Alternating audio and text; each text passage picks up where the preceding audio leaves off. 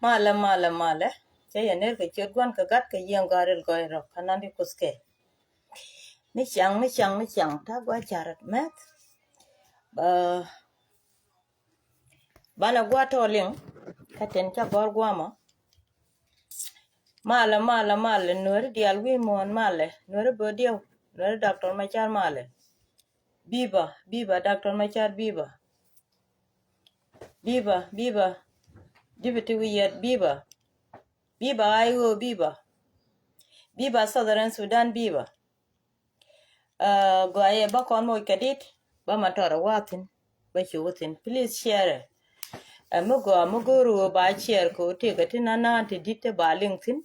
te kan miling no wan go ri ja go wo biliang tin ko wo chu gwa chup ko bana rodan dak re chianka re we dan ke Junuba Sudan bana chu loy dorkel achana go chu kori kondial chu kon ke linka chu kon kenen please share the video te change te jo ye ba gor mol ka mo wa linga go jen ba bala di ma ku chi ko ru dan bi pwal la long ka chi ko ru dan bi lo da long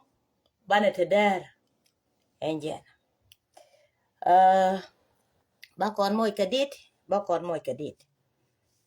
bana kula wakaten kon wo konten be che met pan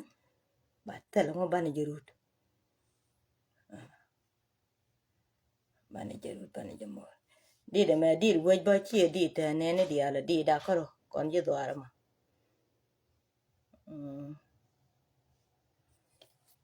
wari jane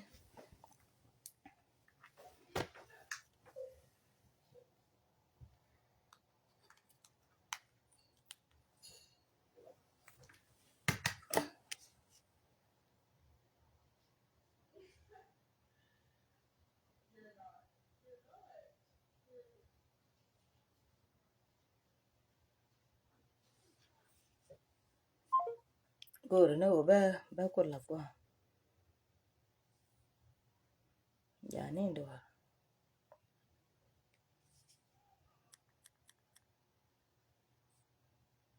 kama ngora ma lere ma wa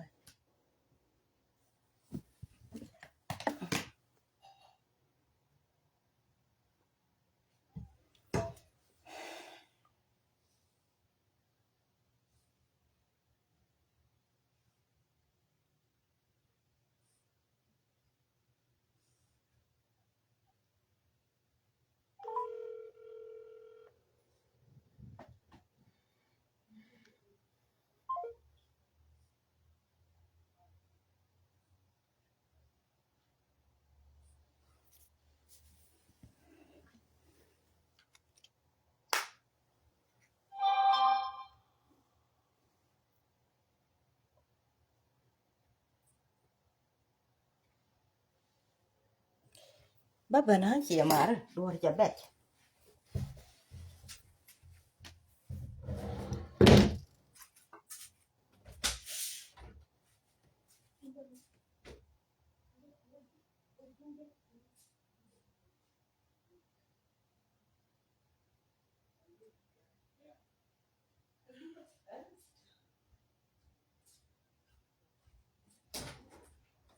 bluetooth ya mar ja kon pen wa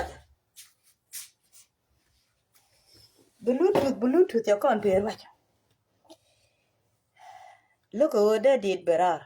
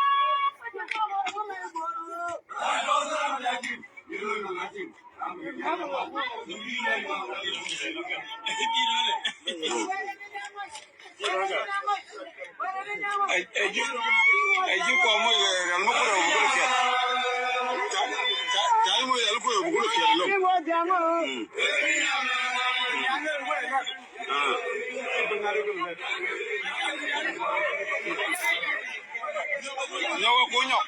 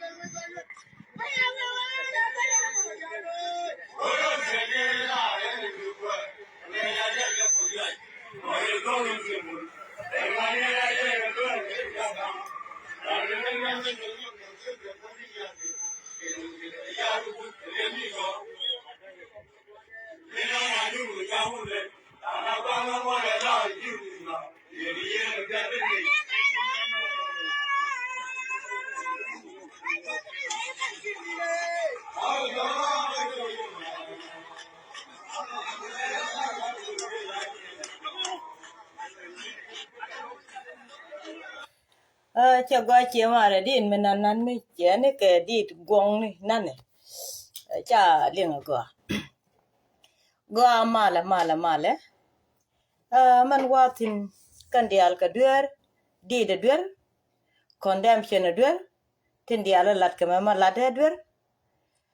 chi karong ka ko la go an ramete ka gwat ramete ka gor ramete ka lat badan citizen tala dor ka kan dial tone an citizen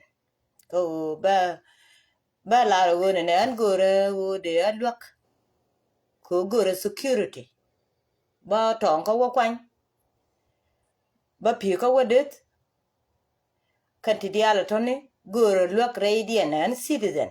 tala lot ko kuma ka gwat ka dial ka kon ka dial ka tala lot ka education ba da an citizen a jalot ka mandana right an fat ko an citizen an behalf ena tala gwat ka jen kuma ka kan dial kon de lat ara mu wiya ka lwak shwala ni na wi chiliaben nakanei a family kel konei tungwan janana mbega ko baling nakanei a family kel konei tungwan dong biliang bien bebej yo mi wi ko woling ka bi ka gwai ka loy du bi nga go tele personality karama rwaja kaje ko rwanen ko kwi ko godi be kon te ka lwang ko ne chole nwer bat ko go cha kon kule yet tuk dole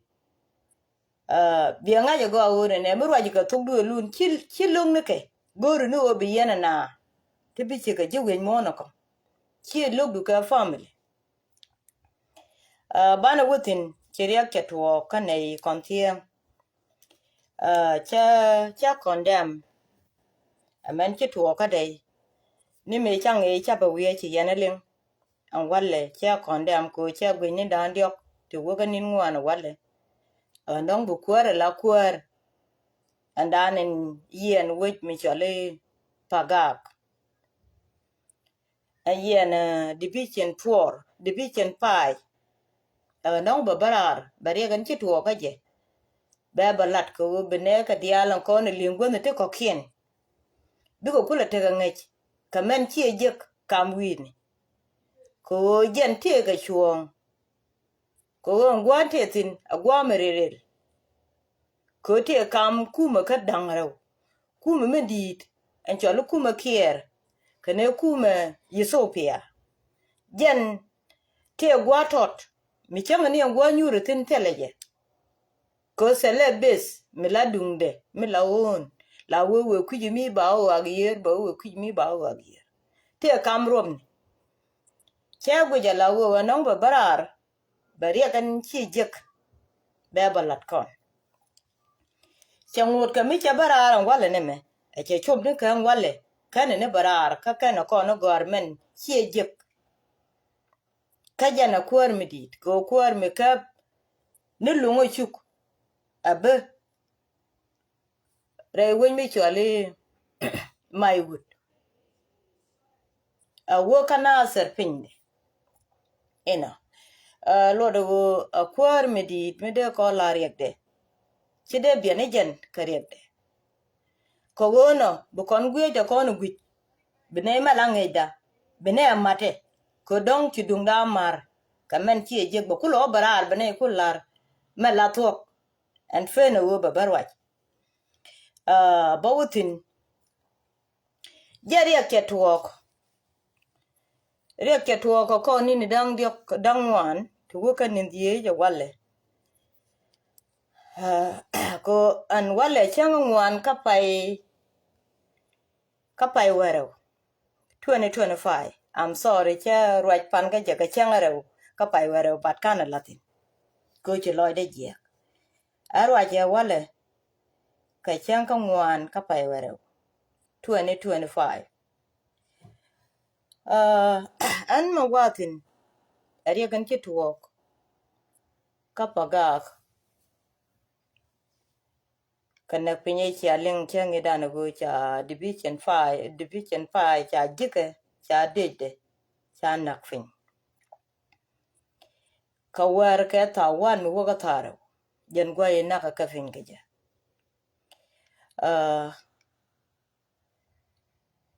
baloy ka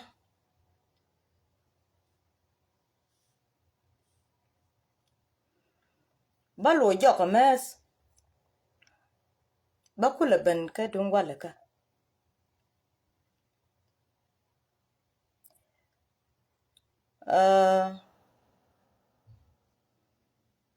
ke ba kuto bakula woni am bakula wopin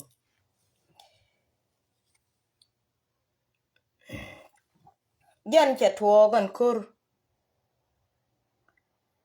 ka ci dung da tuoga la kur chala de go baloy joko mes bakula ulun pin go yen tiang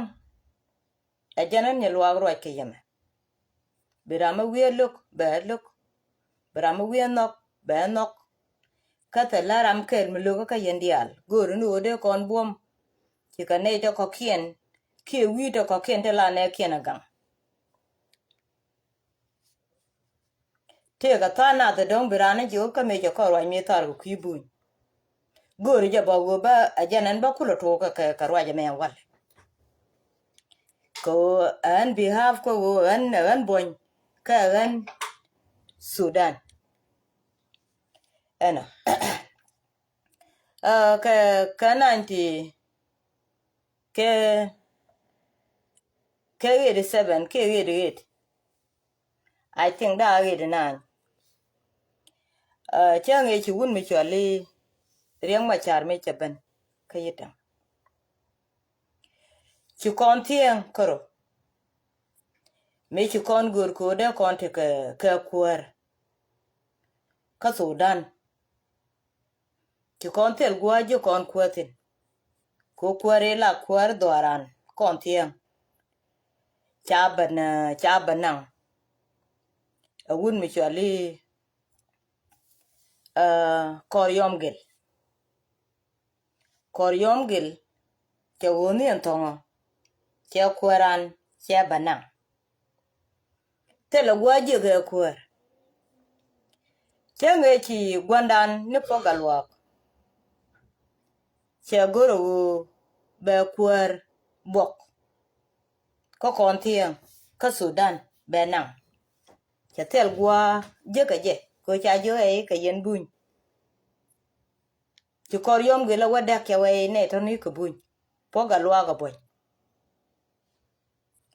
me chi pogalwak cha gai cha wo ka riak ma char cha jo go duoro an goro ba kuara benang ko wo bele jong ni kor yom gel ka jini ma wo no kana tera cha ta kwich che bi sho ba wo no kana tera cha ba maj ne dorien ko cha wo geng bon me chi wun mi chale doctor ma char mi tu win me ber mi chi kon be lo ngacho me chenen ari ga didum che jogi jina jali wodor wore yo chi wo kwidu na mo mi chi mat wo bel madi sopia a chi chup korum bi chu chuom chi wun mi chale po galwa mo goro e ba kwa ka Sudan che jien che wo ka pagak che wo benya medene che wo ka lerpin ma che wo ka lerpin e chapot che doralat cha Sudan che kuere che benjek che rame chi kuere de ba mach che jien che loy kuyir che pon kuere de che je chi kona Sudan ko de ri chale tiang today chi ta ye dane wade kon bua ka buñ ka je chapak chi kon te ke Sudan chi kon te ke siang Sudan kana siang buñ han walle chi kot ko lwak chi kon te ka kuar mi chi chop nika division 5 kon edi chale siang muku kon kuaran ba muoch ku ken kon ta ndane de kon gu ka je ki chi kon kuaran tup ka kam dan koro ki le dan karade de ne ka changa do den mu wo pa ka kan kon kuar we je chi wun mi chale doctor ma char che kwide lat ka kon che kon kam we dan mi chale pagak chang e cha kon ma mai ka pagak chi kon u kon ga ler pin cha kon mai tin kon na deren te ma kam pagak ne la re buñ ko te lo gwa te kon na mo me chi tuong ne ke yitan wan an walle man ko bana walle ko kore fan ka kwa wun mi chali commander David to chole ma kwa condemn ka je ala poinda ka tan je bu je ka ten chalat jan na kuar metengwama ka jan kana lade kana gwi ne ka gwa ber ne ka kore to kur me wal mai be cho ko to ka pai ngwan ka chang jan diok chua te ga me dang diok ti cha nang ka je chua ka lar chua gua chua lar wo cha me je ti cha kana ka kore fan kwa ga la na pin ka jam jan ka ne barar ka je kamen ke barar ka je lot ka manana kwa le ben kon dem ka je ko gwa tot before kan kor kan ne ben ke yen te ga kun nya da mu wetin ke dun kun nya da kana lat men ma roi kon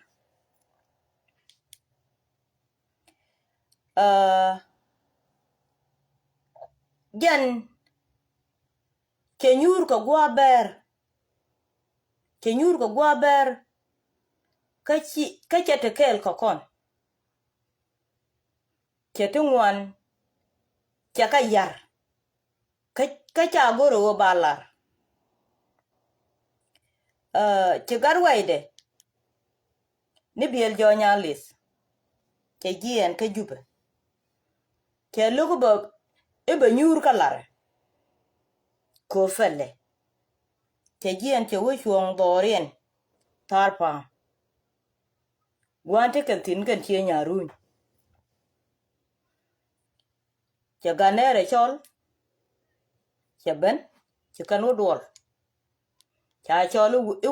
u wa kun nya de lat ke kun nya de no pa ke dunien wi adol ka gien de tin me ke gien ke ben kalar cha ben jio kalar ga de kien ko jen gwandi de nanen weke kade ni kien kade jambor cha jio ko ni go ne kwak ko cha ngaji cha lalet cha no ko jan bana rol cha jio go ne kwak cha wo kwa ka gwami ta ba ta kalar ta kalar baga la ler kan gadi biyen ko na kina go ka gwatot me kina go kina nien karun wang cha gadi juk gadi ka ko jen de je di te da ne te ka je cheriaw la ga juk kon ne tel gwa tel mo ba kam ye binaro bar kwak dial ci ka riyaw tet ka de ci do ne baro ko ka de jen shar ne baro ko kan ci do to ne baro ma ci ka do do chaka wanang dorien point dorien agente maskare agente itina point dorien agente maskare agente itina angwa ma me ci ka bandol kane de jambor choriet per ka me yale chana mo ke shooting word chaka jogan tamne ma an cha no go bia let ke yende jambor dunu ogoro bi yen bunam nukun bi yen kada yen tiang bia chuon koro bi chien wow to tot bugoro madye manokan chien chan bugo chuon koro chia bunam nukun chi yen ka bamat awune wona nyin tina ke bunam ne ko ndi de ter no kor jane chalani mi chitela lete ko jen chia gur iter ko kor ne tina ke ken gwa beram mi china wo wona bana wo mo keriye ti china be wonyin ka je ka turuk mi chale salva ken ma yade dole me ma cha kula neke jen dole dane jen dole ngade longbo kore dane wo pak kore wo pak ka ngare ka joko ajandole wo kur pak chelo jakke jogo werwe jon ka wone ne ma meje ti cha go goro ba ga wodwe jango ti dole ma ya laran teme ne meje ti ni cha goro me ku me ba ko do jan ne ti ya teme cha ga na chu kur chu pak wa mi ti lari la ya je ka an wa de me ku le kuore me ngete ga ne che ge pinye jen ata chenge da ne chukur ben ke sakan kur ke wantadi ka pai ngwan dole mo jera me da ne jiga gwamen me che ben kina ben gwamen ni gwa ye to kwa kentin me che de jam boru ka je chu me lo ja ko ba ga de ku yir ku jame me wa ko gulan gwa ye cha me wo jepin chu luk ka che goro go biga ti bikana ngaji mente ka je yung chu jong na ga de wi a ku yir ku jimi biyen wo tiech te ga tek mo biyen o gor ku jimi chu ne de tot chu ko lo dot gwa men me chi ko lo dot gwa men ma cha ko lo mak cha me dial cha ga na cha ta men ni cha ga la yir jen kul te ma ji chi do yir ma ta e jen kore walta kore pan ba cha ko nga jo chi ka diel chi kana met kana gar waide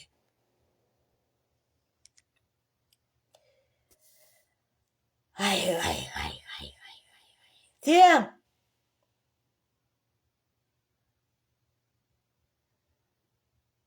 tiang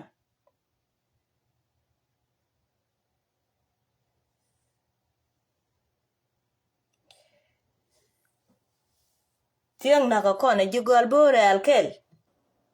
ran kan gar waide na ko kone bu wo wich ke chi kone la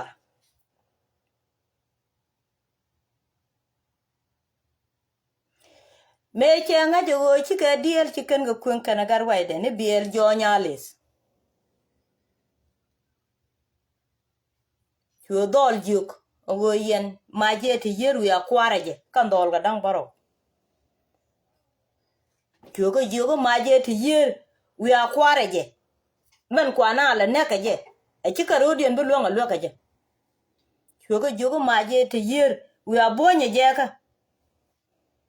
ko do lo dien lo kur lo ko dong te ga me ngai kene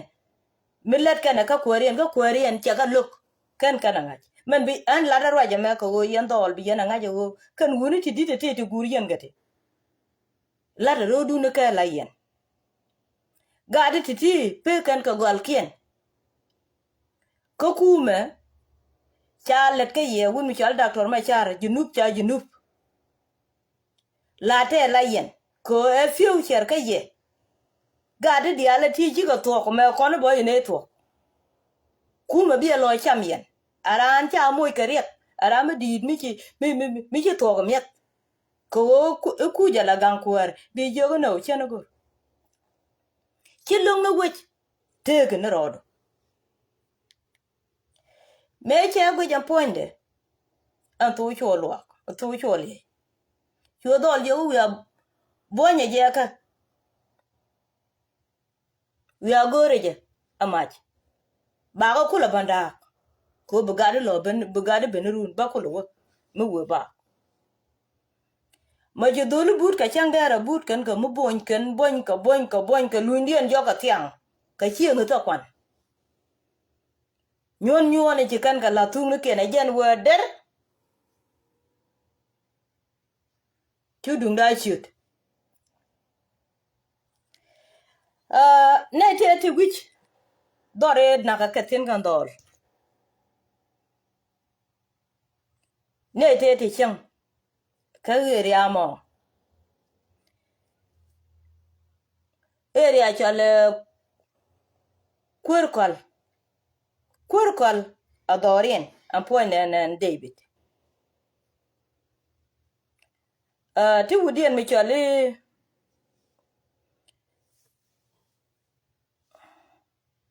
Council babot kun te ka area ma ti wun mi chale gar weje lul nya be te ka area ma me chi liaben cha ga de cha ka ben je kyang cha ga nyot kan dur kan godan to ke tin cha ga me te ka pi kame cha je duele cha wona tin ye gade ko ken chi garo bar rama per karo ade kuje gwa wetin gade dangrew te cha kwen yetini kan chol babot kana rode je be pon yot wun mi chola garwi de lul nyabe kana ro je be pon yot ke emergency me cha tok ogo chi me chi ka fel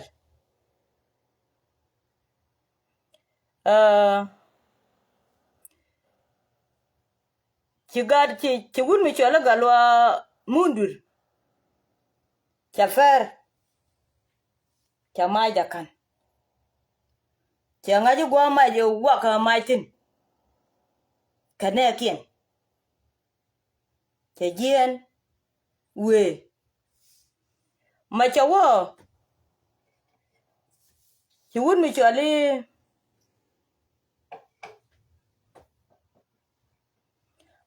ba yangis cha yore ka to chol che jung ni je galwa ka chi wo ala go te me bunyi ka chi wuni poli ni buny ka wuni ta wo kan gwilan gwa chi mai wa fin aka lebe ngadi lebe turbil bi akulo wo kel ka poli ni chwa wo garo ba yegela ka fon ka de to chol jo ka galwa ka chugo galwa ka gare ka me chi madwa ka kama cha jo ka chugo lemne awali kon turbil ma chi turbil bano turbil ne de nong turbil kan tini ka kan tiang te kelto ka kan yichen yo bi yana fela ka ko bi yana ling yan tie mane kena kur cha warar ran fela ka chen dang na doran chuong ne ai ne ka gweja ko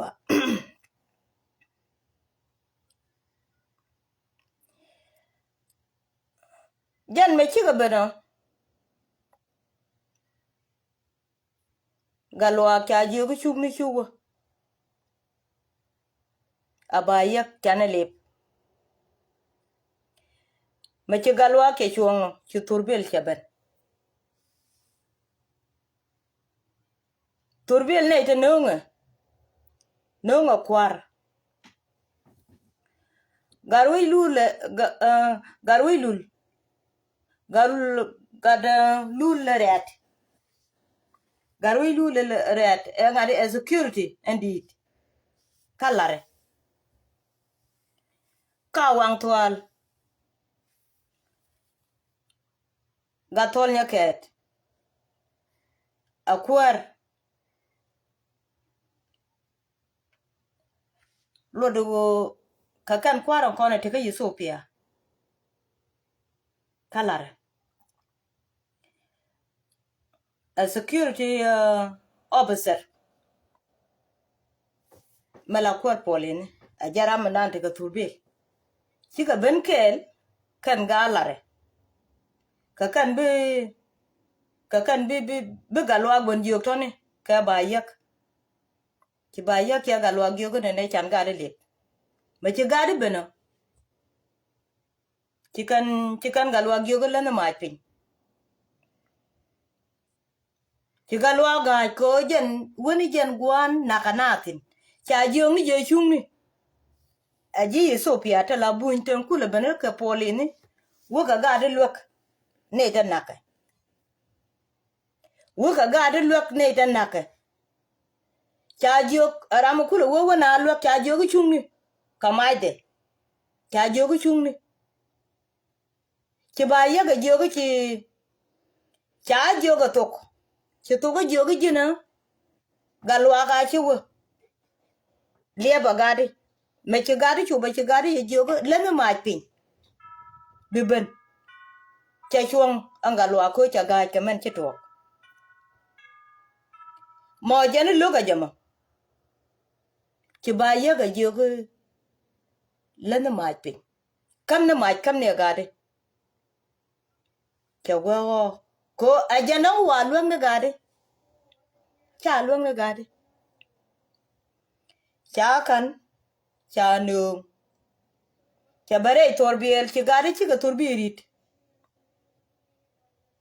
ci ba yak ben ci pone ngalwa ke ben ci ga wore re torbiel yen ci ga rodi rit luñ ka kalar luñ kan ka kurgam gadi kan ti ka nakani doy ka meta la ramrit ci gadi rit luñ ga kurgam cha ga lwa ba yen cha ma cha kan cha to ma ci ga rukurito ci ga wo ci kan gadi ta kona nakana ci kan ga jek ci ga jien ci ga lo ja dorien kapagak ci gadi ten ci robar ko man dana charandi na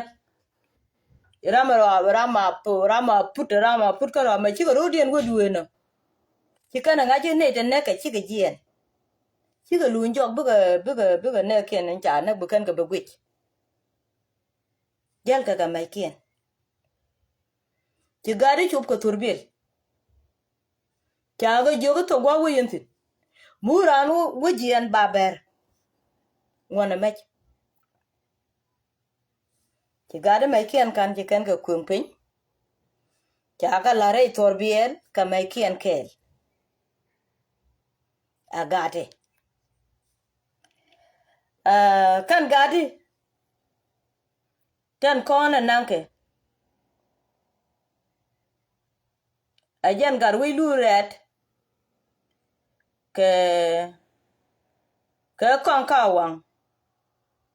ke kon kawang tol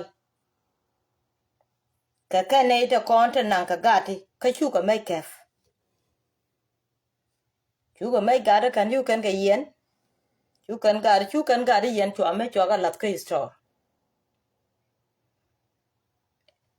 mane teme chaga nan me mai wiu e ku tu wele tup me chi gada te me chwa kam ke ajan ma ya ku le yen rode chu tup cha nan ate me ja ka Ethiopia before kan u ka tidialete ajan ta anda na bana yero yantia iya wana ben ne da content be gwami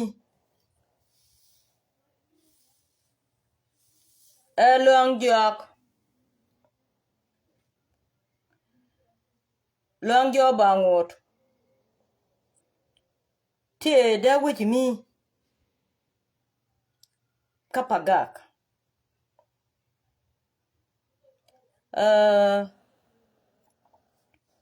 lo de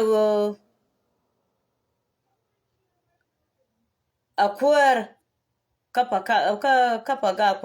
payam ngade payam emeneser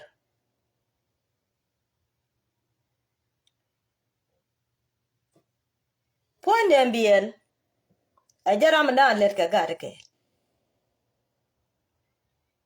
kane diala kwenete kaji chin naga kane jan dorien ke la jan dorien ajan che de nang tino ke jan nakanate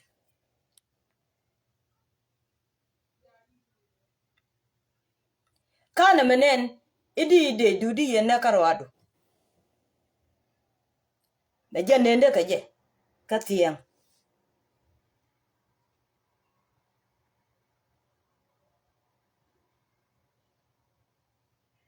neme amugor char mugo mi bi yena riale ka mi ka yene ti burudien mat ka Junuba Sudan ko niam babo matet ago bi yen wor jek ko ba ja tiem ke ago ka ne tini ba ga moy ka dor be kana onyo pel pen che me che kana fal pen janga kan ga ku ne te ro lu tu na na ne teme got kori ba ga tit a kina bu jal kel ka ke ko ba che me ba brara no bartin kama chanen ko kon ka larm ko kap kon mai kon jen beti ka Ethiopia ati ka Ethiopia ka chi we je luak ko ku che cha utin yen gade agwa me tene agwa Sudan me cha ko je kan gade dung te lo ti yen ka lot me te ka ye me do yen cha me da ka de yen jong ni ke jiane tinde ye goro ngwame wia mete gwa gwe yen wia a changa nong no de ga jien ti yen mai kien ti yen ka da ka abi yen ko pick up ne ngwana na ni mi lu yen ka jok nong yen ka kwergen an ku kuma la tin wo yen ka nong na dar chieng maten metinga kana to Sudan wo yen ka pick up nothing ka wo mi sel sara lai ka kan yen jishin gati a mushu yen gor maten ago tene wat kun ka paga ga jen chi ala de derek ko jen kur paga ga ne ter yen lu yen wo bi rudun mat ango faga ga mo chene goro ba dek e jen chi ala chi yen mai kap ka kwi Ethiopia no ka bien ga ko tene wat kun ka paga an kuma doctor ma char dia waje baba ya met rama budwar je ko wat kun ko ne me che berwich mede yen jang mede yen benter ko chot kane abi yen mai go kap ka gati a chi yen jung ne ka kwa wukuch ayo wa ka wona tong mi tale yumutin tikan ye de chen ko ga yen ji Ethiopia mi sia ga jogo wi changa bonyen der mi jen go gadi ne no ken kuma de ne benda ga jogo wi ko kana ka jekor jaga la wo kan ku ga la jen wo kan ne ke ne cha bar ku kan ga lo gwich men yi kan ku menen chu ro barbo ko yi kan ku ma do dienen yu ye ne ka ngona me bide ye ne kala ta jan me dan gan maru ka ko ro ga chang der ka cham bang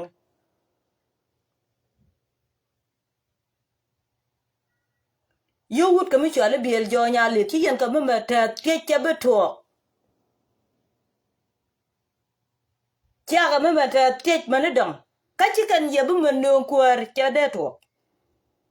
cha do runde to ka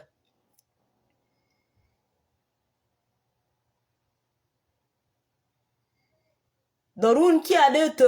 ka ke tale ko din dorun karwe janana te biel jo nya le tin ko po ne mu weliu ke wa ko jo tala duor ke chan ku kan jo ni jo ayo ba tal mu we kam ye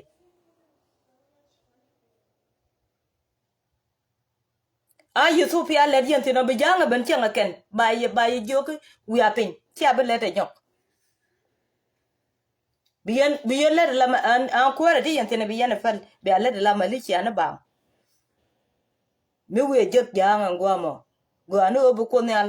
be kam kon a chi jang mo ben a chi jang be bala tan dormo jan karo la kandan man chi yen lat tuk duel kel dor kel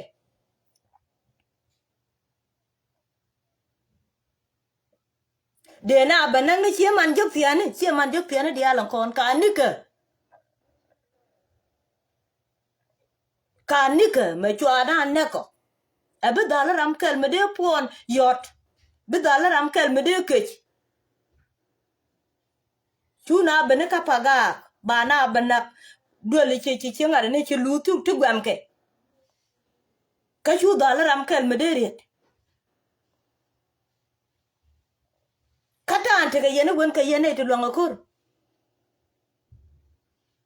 tiki do de liang pencha de to ko mi ma ne yen ma jarong ka yen che ma to rong tu cha de le no te ga doin ma mu wa gur tele je tele gwa de doin ma je fit me tele yen ka chu dalu ori je ne chang ram de wet a chang ram de wet tel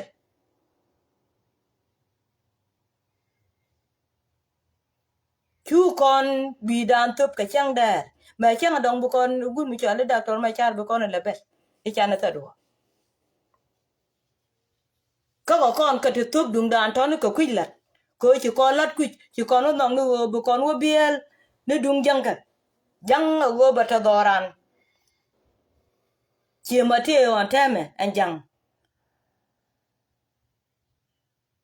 ate ka paga ko ku yen le je ka paga go te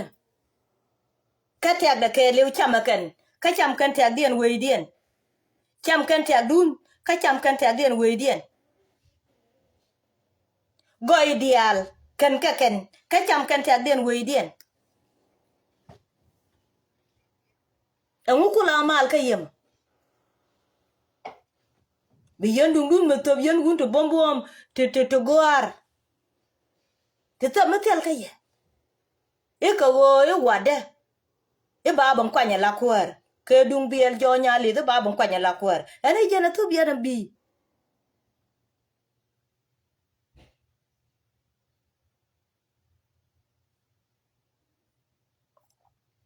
ke jen de bit tina wal a jen kwar me tot ka ci ka jel ndoro mo ci jel ka garen ka kane juma mo kwar me dit chenge che bana randu mi cholo re ma char chua kami a chang ma tele ti cha captain tan to den ci je ko wo ye dungdu mi chang to je ga chang der di na je go chwa da je wo ka taram der yet ko e dunu ci de ma lat ka jang che de to de jang je go mu ci na ma le da kan ta be dunu taram da kam ra ta kudu ka chu yi dunu ba lo yer e ka wo ti ka damor mi cha kwanya la kwar a wun mi cha la sal fakir ma yadi pala je ni walle ko lat an wo ba junub Sudan bate e ba junub lat jan wale liwa yang ma char ka sijen ke liw ko kwide liwa ka ye liwa ka gat kun ko bekan lo adorare to go to pot panken to gwa ba wo mu na mabeda ni cha gora bech agwanda onoko kan ta me chene ya laki chide ben biel ni wo bugat ku bu ka lo shan ko bu ka kula lo shan kor janga iko go mari yen biel jwa gwalen che dwir ka dwer mekinen na me beje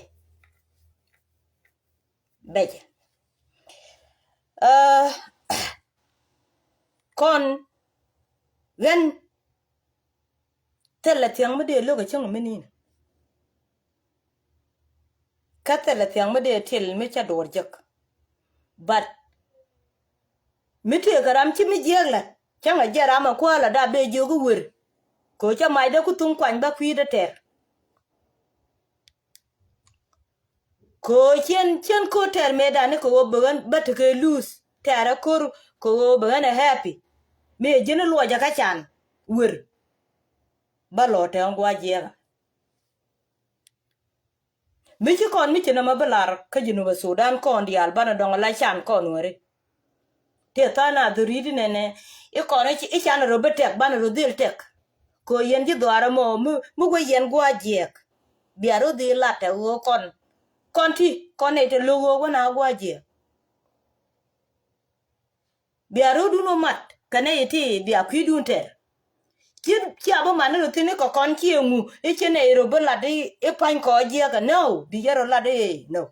te tana te lopwa ki jala dako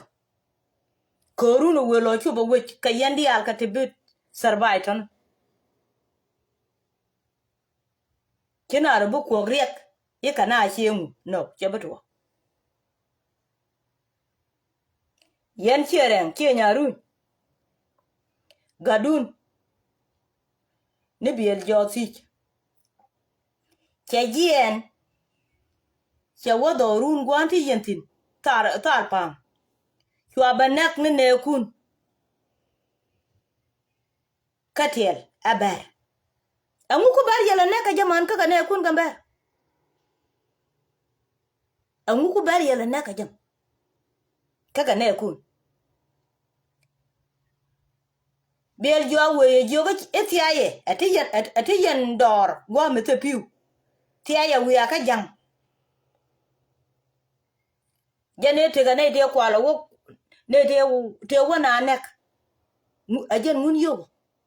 wa ka tul kan do lon ko ne peran ka wo be chai wa madurun mu gor lat yo te ni ka gwato tu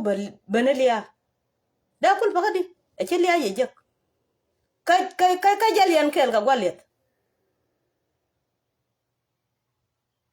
jalian kel ka gwalet mi jag yene ka nyur ka tiem nu kuna pakadi chelia bagay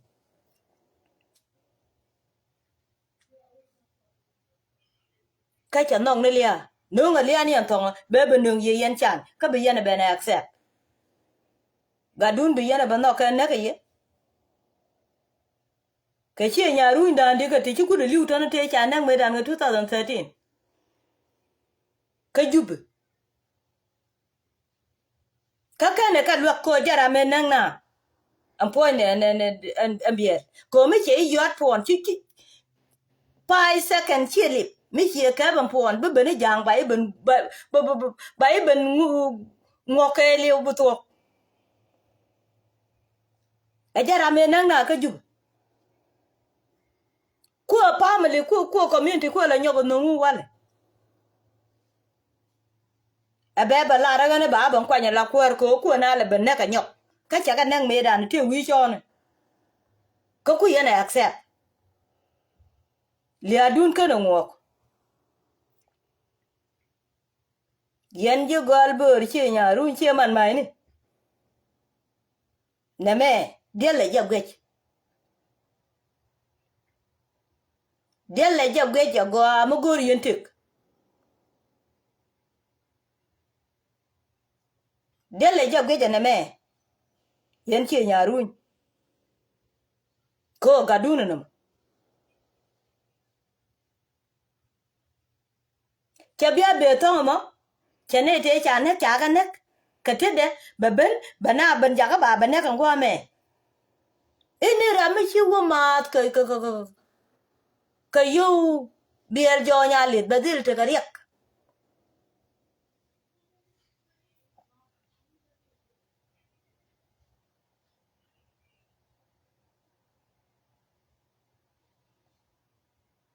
badil te ka riek ni ga de to de pa nya pan ki ganya wien jo mai e pa nya pan ki me te ka 13 cha ba me ne ka janda na mo yo to chi kan ba ne ka ton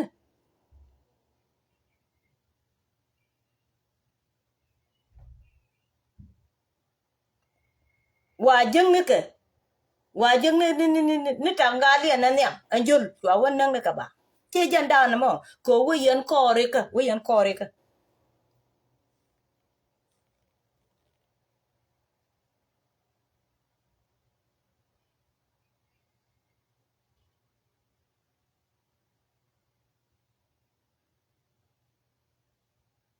wi yan ko ri ka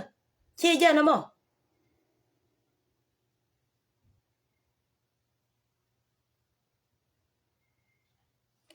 tiede jago neme jeke neme jeke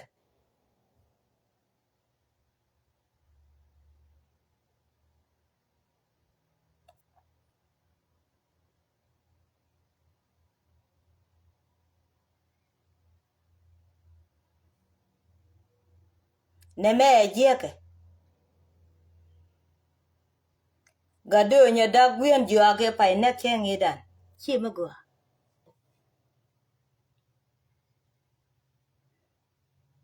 chi mago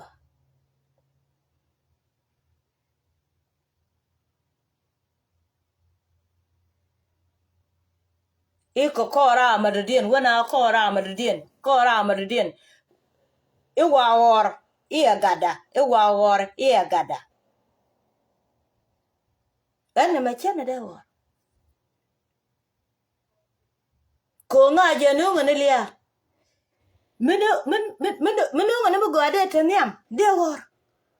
ko nungu ni belong to us ko begat ko bigo logo chugo weno ne lia no chene dewo chi wadu chi be wor ko were ka gwanu wadu minungu ni yamala jan be wor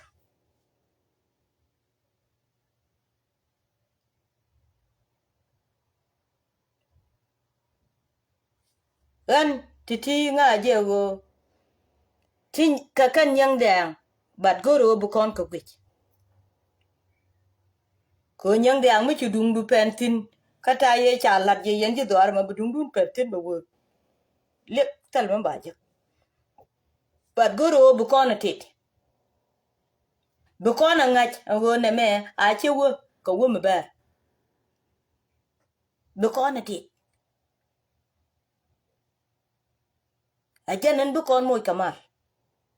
ko riu dan dial kon tieng ne te wije me le ne paga ka de yon mai tel me de paga kyop ka paga mandaka natin paga mandaka natin tel me de paga kyop anaka na ka paga atara mutin bana bantum ka wal ti je de dia na far le ne de walan te ka paga walan che de dia na far nu ko ni to ba ga bantum to ba ba to mole ko shi ga na ka ne da ba bantum ka ba yuru ngwan banan ka le ne de walan te ka paga ba ga wono ngo wal dia lan didi ni ten che de dia na far bi ga na ba nek kat be nga kule rit nga bi rito katal kwar ejananga ejane de no ejane de raro de ya ka ta ga da mar mita ka paga ka bai bantum ka pagliere bai bantum ka ngadi ke diti ejan no du ka da more la kwar ka paga angu cha yon ma ka free time gorkom me nyi na ka jala ko je chi wo bna free amete ga ram chiro be nyoka gang ni ko wo ben te kamo me lo wo bna free chi me chi na free ga ni am de yon ma ko revolution enja ajan the last mu wo yana wodwan ka pixit bi a chu go kan wa yo wo jo ka bi a chu riar for good angu cha adwan ma began me te bo mi li bo begat ti che lo te to be ka lo prini angu cha adwan ma ni mo te paga ga ngwa che kon tieng ati ba yu kula ne nga ba ko kula banda ka America kwa na la nang ko bo pe ni le ngene yo che ga ni ayo ngayen mo ka yu kun yo du cham ga to ke yu kun a ngai ka mo yo che ka yu kun lenga de jag yo ne cha ngong yo te che kana ngong go la yo jak kapal ke paga pal je sel paker ma yadi adung le de ko no mude ko no bodo man de ko no bodo mu kade lat ke le ma churu ben ta de tin jena lob loban dul wala dire de nang tin renga de te ka kon awade konte don ton da tuo kamai wut don ton anyam da tuo kamai wut kwak dial de ka balat kamai wut yang do di kamen ci duor berede men dak ngunde ni ken men dak ni ken la we gwambi anyo kon tieng mekan kon ngunde mekan kon moy ke wong medan ka chana jetit baleni chien chan te jene tin kon duet ka ben mi je nga wi ayore ne kir be yore rar be yore ne duya na dar be yen chi nya ru mi de yen ke bel mi tin ka male jari ala ne me je ka enjeno ten kon kata nan ci wun mi chwale ci koran ni commander David Toshor ajari ga ndanen chanan ne ga ne dia ton ka ne dan baro ka ne din ci dot kaje cha ta mi ram ke liu ju do ne ba ke mai dia le ti ga je cha ga nan mai ngwan mai die ka ko ku mai so pi amar wai kon ajan kan mai ten jok kan mai ten jok ala o ku ma che de ka che yo ne de ra yang a chang ba ku pak bo la o a chang go ye de man to kwar bo ani biri ma chara ku pel ka da ma tu den ka te den da tor ma chara ni bi pel ka da ma tu ka ra nga te ku ma lat ka da ma tu ko jinubi cha kwan ka da ma tu me da kwan je ke jinubi ba dil wo ko jinubi ani ba ku lat ka go da mo tu mi che ye no ka nga da ko ra mi chi duor ko men cha la da mi de nang na fo inde dunga ku ma gure mi chwale ku me te dor ko gure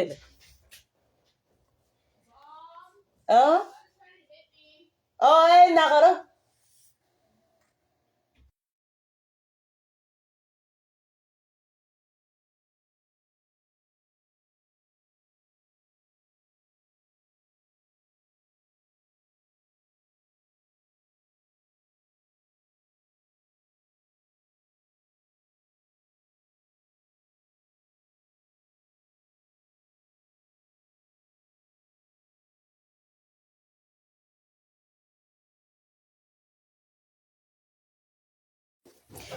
jan gwama to chole che lo ko baro da balar kon wi mon ko te ka dwer che gor baro da la te che ro da te yot ka je ka pone che to che gor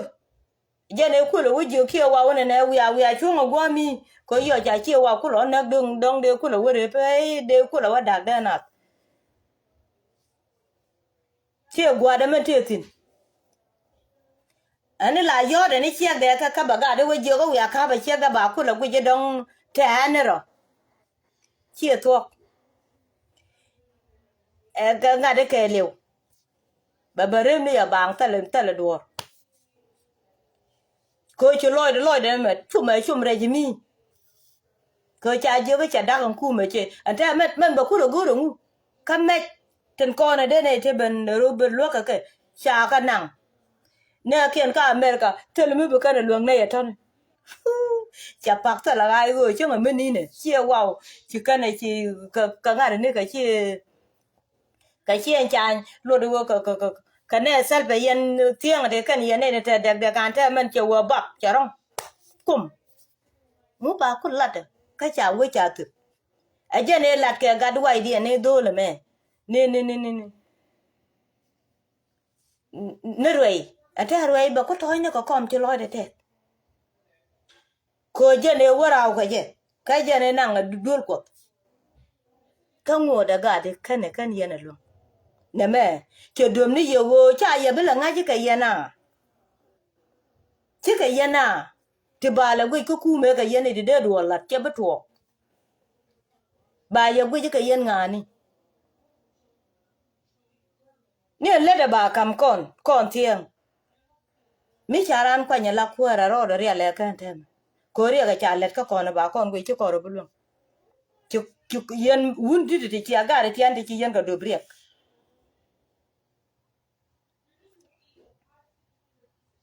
ni en poine man pin long me kane barar ka je mi ci ne men tem poine man pin kane request a ci wallet jin poin jin wiyet a ci wallet ko bandana la de jaga je na man pin babo moy ko yo awun mi chale biel ko let ken kel ne ka America ba moy ko yo to mo ba lat bana wa ja wa ke alat kan ram dong let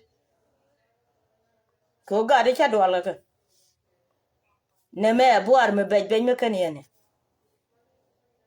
alat kan nyeng nan ti ane gore ka bia ran kwantin nyeng nan ti ane luon ka rodien a changa jan ga den to chol mi te gan mi chu gwa ma chu mure da luon ga le ni cha da lat ka lat gwan ko nga ye future point ka rwade lenya gwan ke future point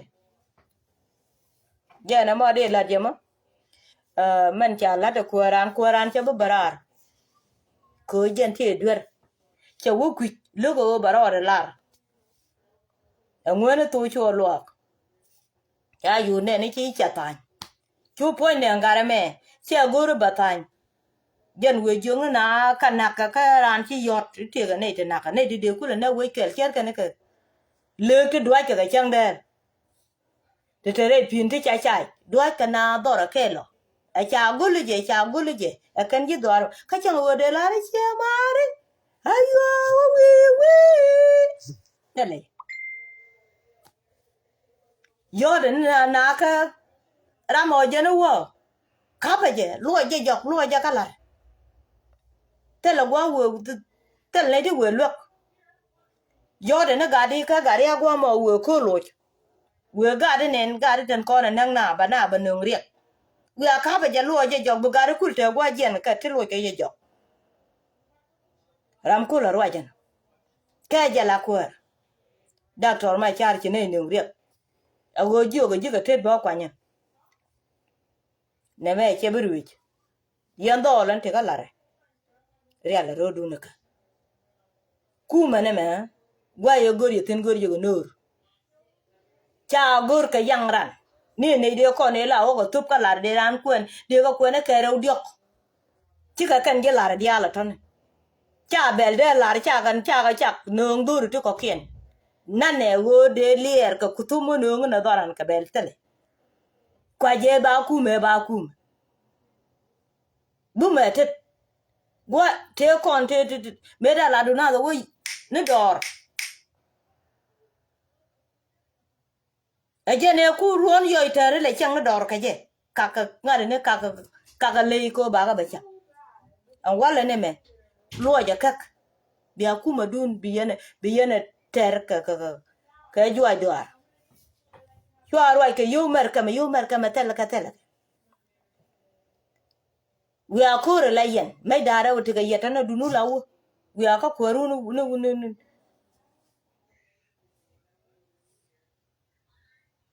ne gad gol ba ngondiet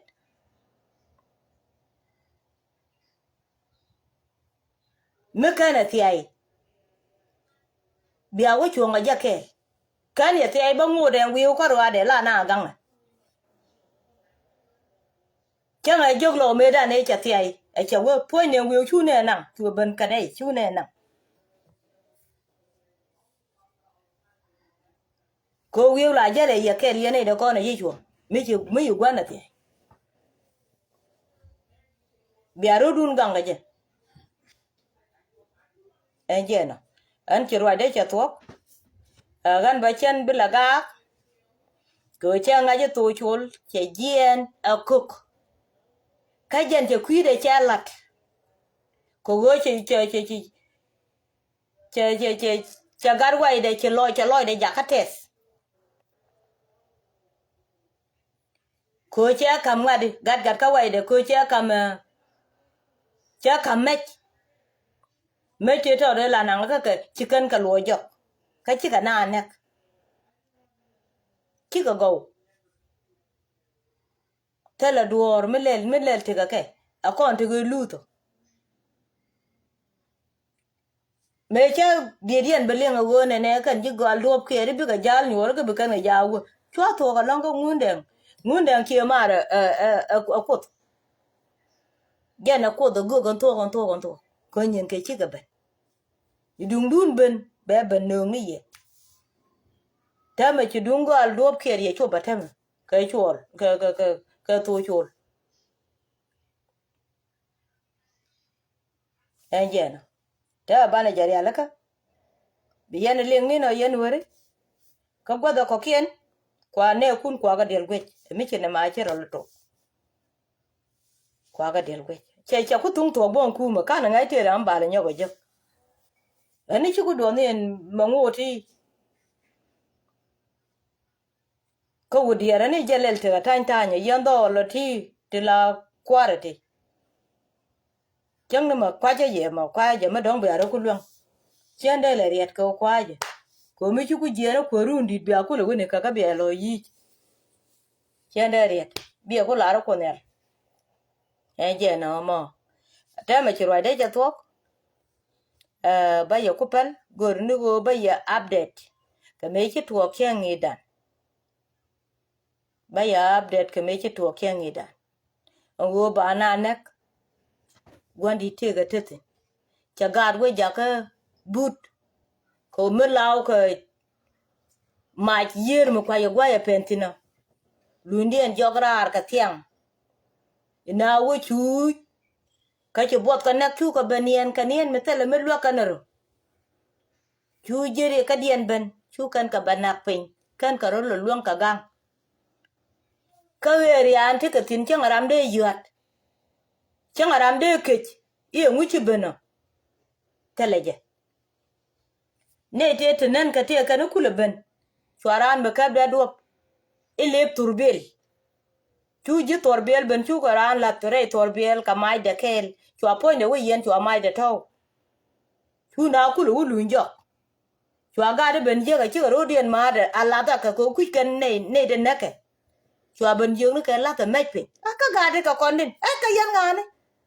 la ta mech pe ni cha la ta nyen ta ma je na jan wa ka ne de be te nin te yepot te ku ne de naka ke yu ka luong ne ga de mech chwa pan ken ye a jan ngo ka ka ne report kwere ka report jirun mi chwa we yet dwal ka jin ta me ka jen ji la kwere doctor yang ma char che yu gi gorbang kama je la de ma ko ngaji ji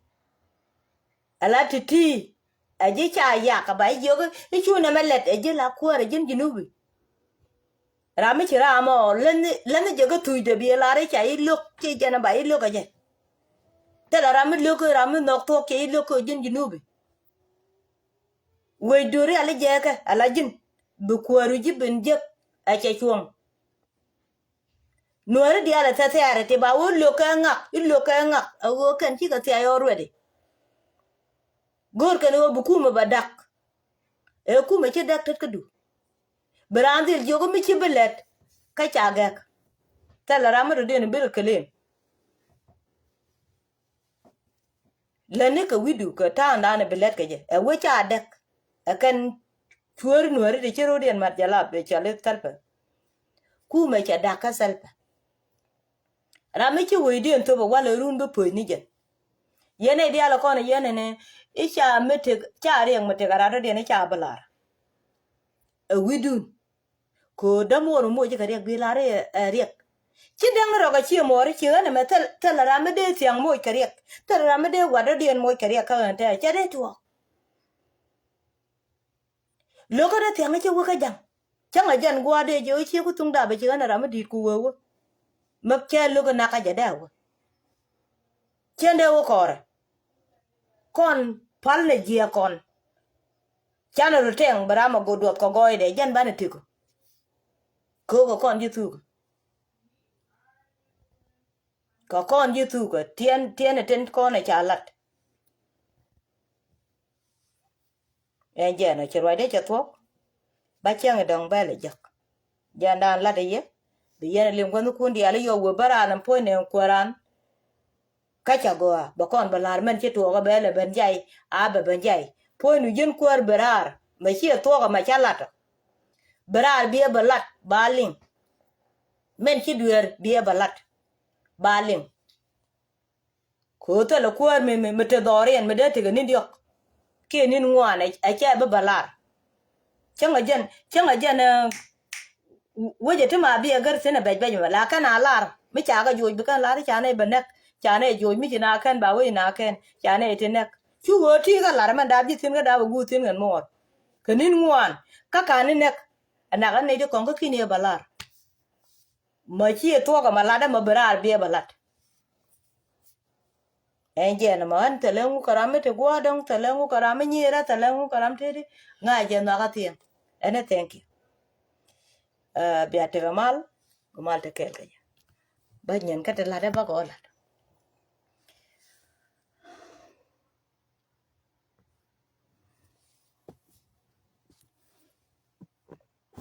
bye bye